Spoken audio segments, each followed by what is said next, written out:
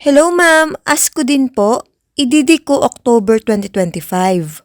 May hulog ako ng July 2024, August, December, at January 2025, February, at December. Pa-compute na din po, salamat po. Hi Beb! For today's video, sasagutin natin ang concern ni Beb Julian. Beb, kung ang panganganak ay October 2025, para malaman kung qualified ka sa maternity benefits, ganito po ang computation. First, exclude natin semester of contingency na sakop mula July 2025 to December 2025.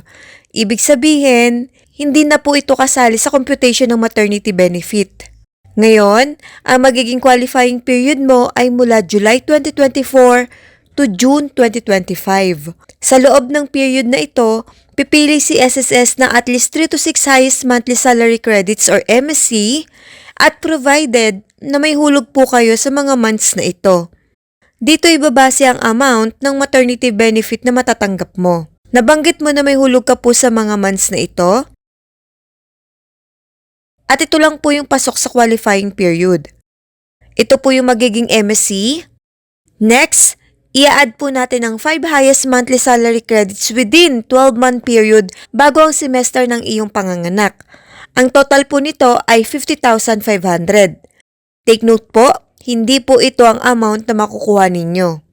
Next, para makuha ang average daily salary credit or ADSC, i-divide naman po natin ito sa 180 days. Then, I assume po na normal or cesarean delivery ka, i-multiply po natin ang ADSC mo sa 105 days.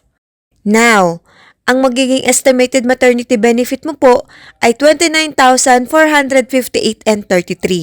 Ito po yung estimated amount na maaari nyong maklaim at provided na wala po kayong late payment at complete ang requirements.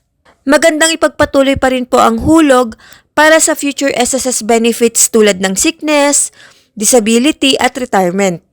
Sana'y malinaw at nasagot ko ang inyong katanungan. Thank you and God bless. Follow for more helpful SSS tips.